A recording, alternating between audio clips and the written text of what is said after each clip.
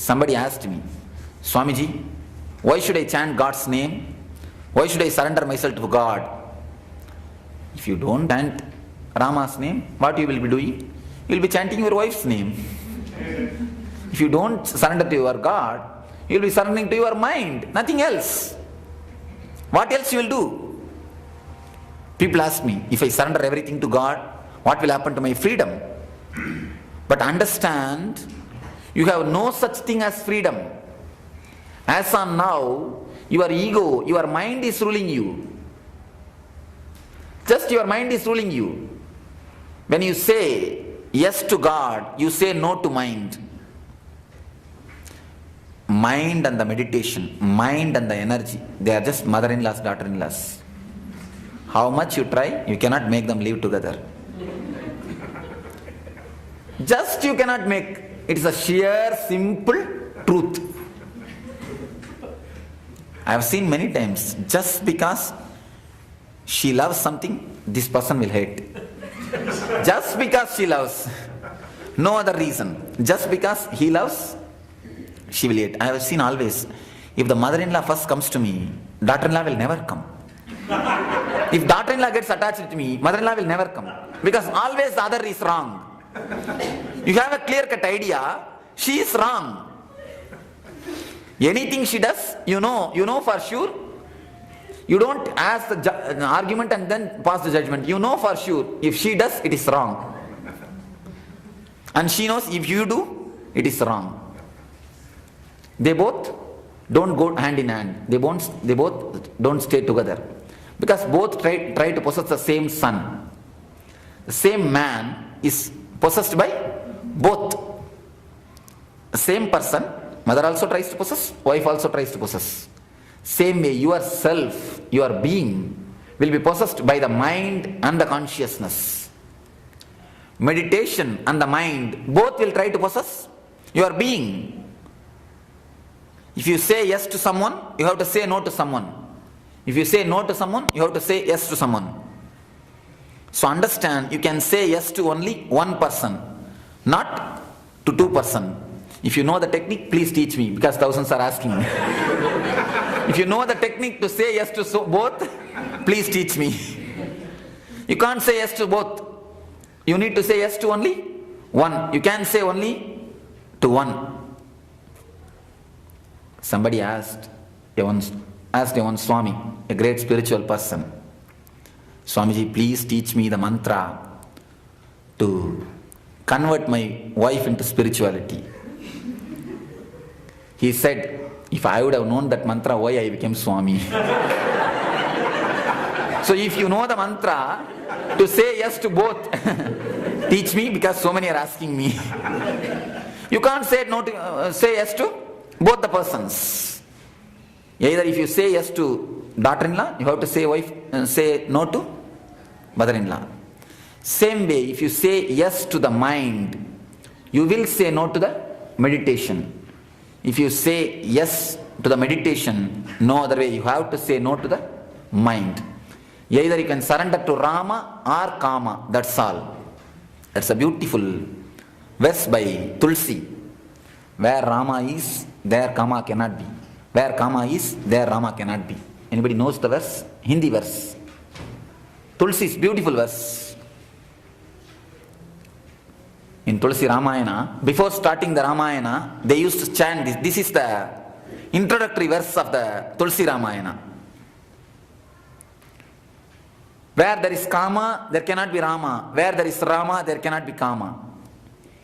So when you say no to your mind, you get solidified, you get integrated, you get centered, you get strengthened. When you say yes to your mind, you let go your life in the way as it goes. In the way as it goes, you reach nowhere. You reach nowhere. Whenever you say no to your mind, your whole energy gets collected, your whole energy gets solidified, your whole energy gets strengthened, your whole being gets centered. This yama means the rules and the regulation are the techniques and methods to say no to your mind, to say no to your ego, to say no to the senses which pulls you down to the earth, which does not allow you to fly on the heights of the consciousness. The first step, yama, has got 5 separate branches. Satyam, Brahmacharya, Ahimsa, Aparigraha, Asteya. Satya. Let us first go to the Satya. It's a beautiful thing. We understand Satya means not telling the lies. Am I right? Satya means you understand as a truth. That's a big problem. The Satya word don't have equivalent word in Sanskrit, in English. Truth does not mean Satya. Please understand.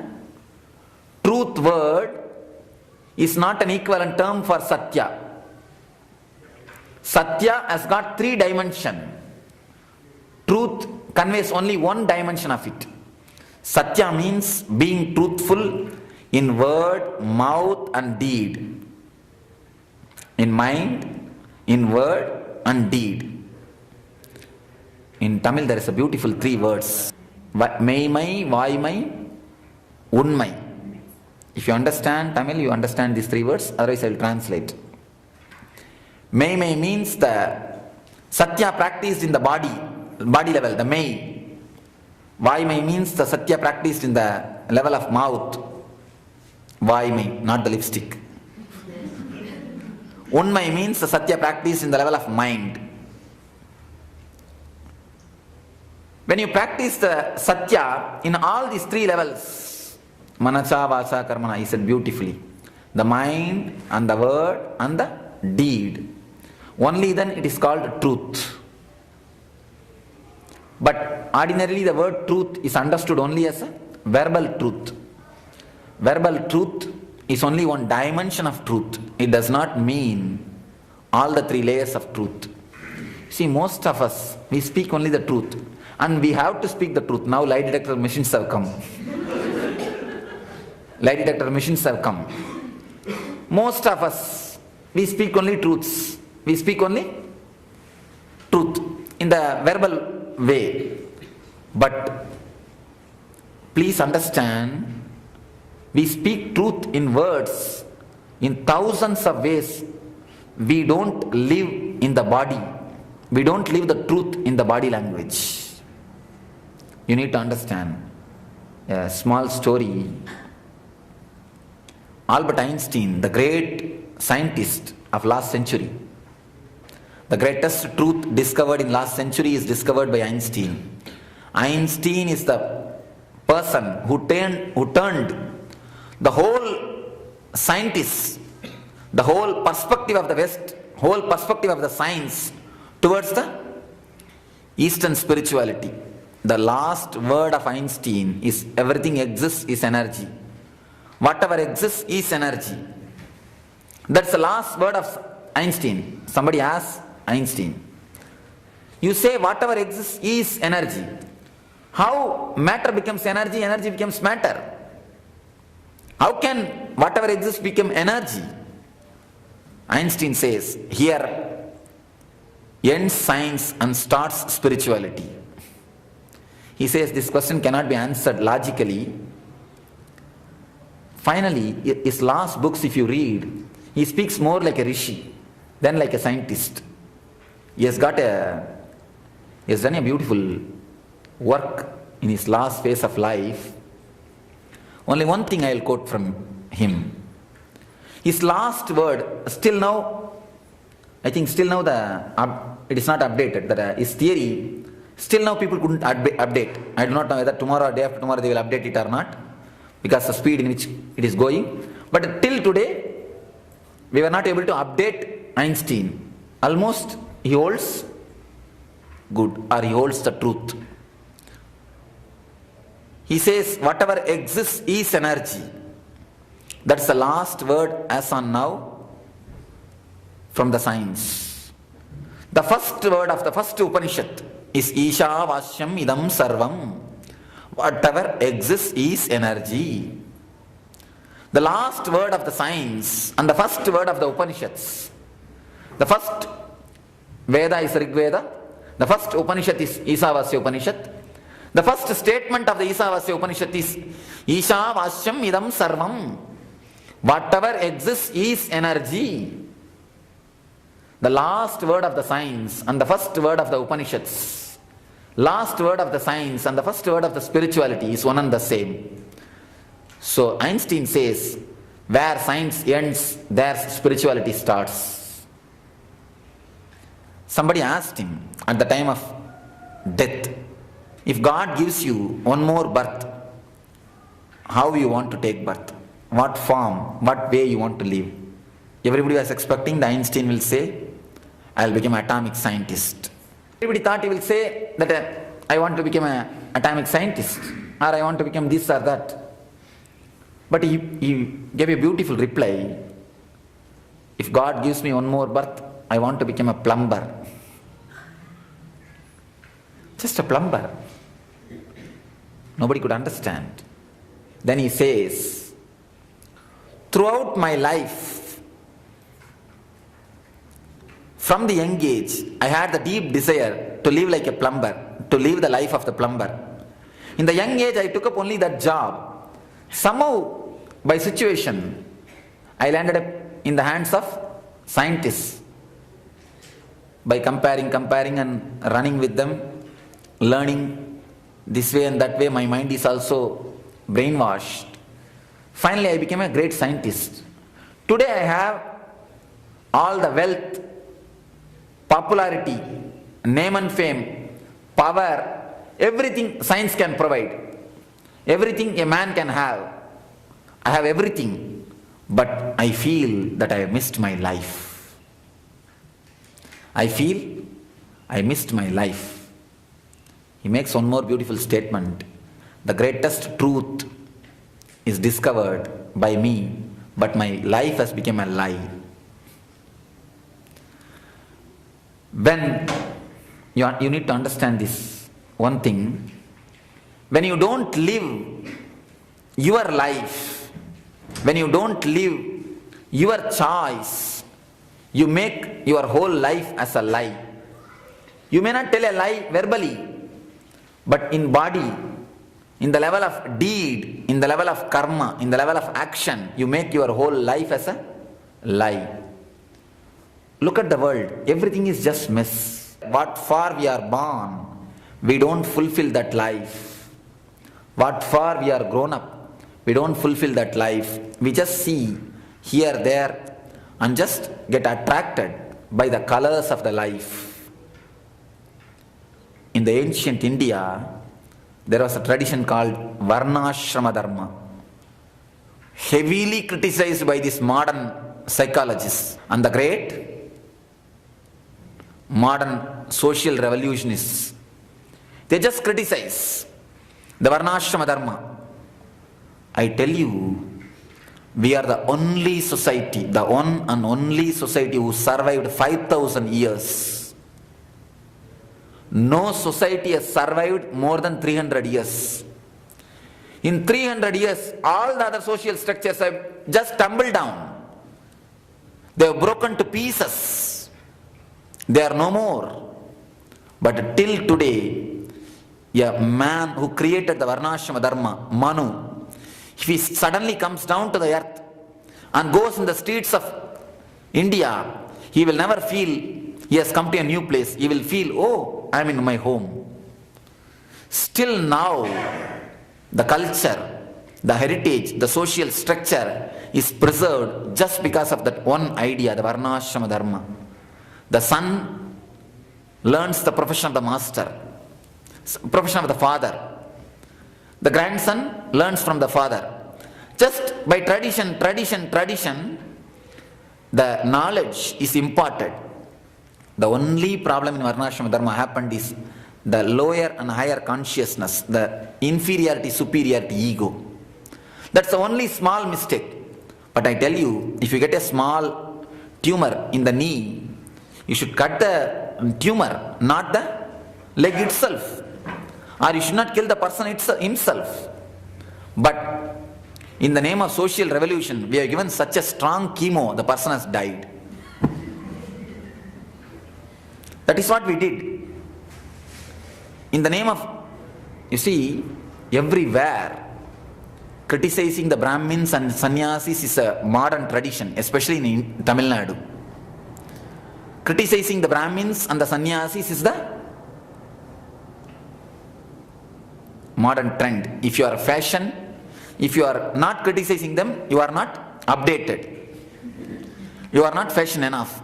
The fools does not know. Just because of these few handful of sannyasis and the Brahmins, they preserved whatever you call in the name of culture. It is they who preserved it. The Chidambaram Brahmins are not there. Where is your Devaram and Tiruvasakam? Where is your culture? Where is your temples? If you sannyasis are not there, where is your all culture? Not only the spiritual culture, the very basic thing, your medicines, Siddha, Ayurveda, your art, Bharatanatyam, culture, dance, your music, Carnatic, whatever you call, whatever decoration, makeup you have in your face to show your face to the world today, these are the only 2-3 makeups you have. If this is also is not there, even dog won't care. If we people are running around today in the world, showing our face, these are the few things, our dance, our music, our temple culture, our spirituality, these are the few things which we boast, and these few things are preserved just only by this handful of sannyasins and Brahmins. We have a great tradition continuously criticizing them. And Tamil movies, Joker means this cloth only. You can see, Tamil movies, Joker means either this cloth or the Yajñobhavita. These two only is the trademark of Joker. Understand, it is these few handful of people who preserved the whole culture, who preserved the whole tradition, who kept the whole thing alive. Even today, if a Manu comes down on this earth, on this India, he will not feel the social structure is disturbed, because 5,000 years the structure has survived, structure is alive. Why? This one concept, Satya.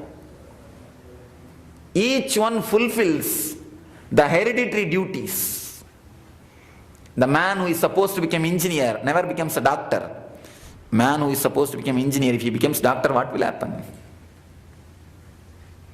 A man who is supposed to do the business, he never enters into the field of spirituality.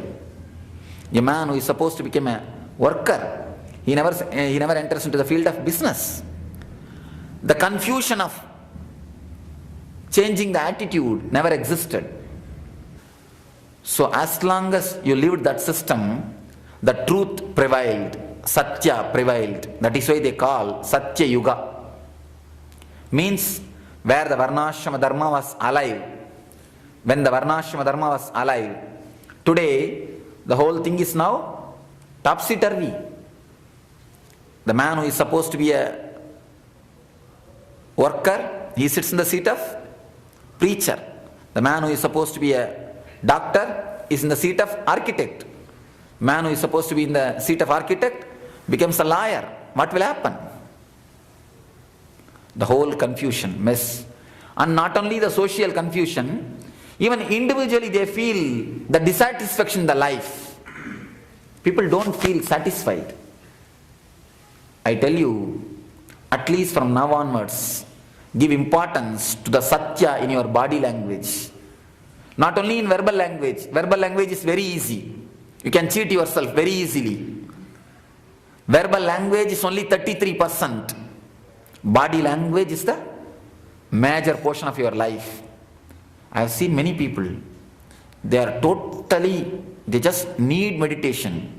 They love meditation. Just for the sake of their husband, they won't go to master. just for the sake of wife, he will not go to the master. Then you make your whole life as a lie. Please don't compromise anything for others' sake. If you compromise, you make your life as a lie. As long as you live your life with a clear understanding, as long as you carry on your life, you will see, you will be following the Satya in your body language. When you live your life for the sake of somebody else, for the sake of others, you start lying in your whole life. Your whole body language just becomes a lie.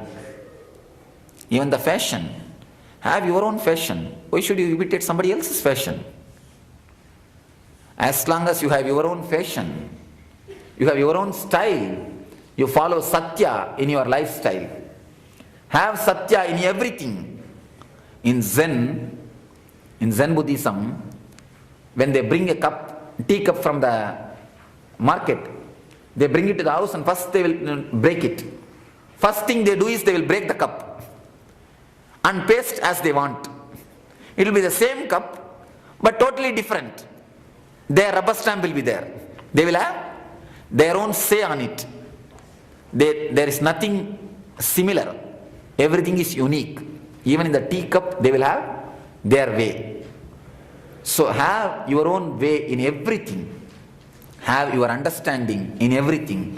Have your clear-cut freedom, clear-cut understanding, clear-cut way of thinking and way of living and way of speaking. Having your own way in thinking, speaking and doing is what is called Satya. Satya does not mean speaking only the truth. Satya means living the truth, speaking the truth, thinking the truth. What for you are born, express that. Express the life of yours. Otherwise, in the time of deathbed, you will be talking like an Einstein. I tell you, if you express your life, even if you don't make money, even if you die in a platform, you will die with a tremendous satisfaction that you lived your life.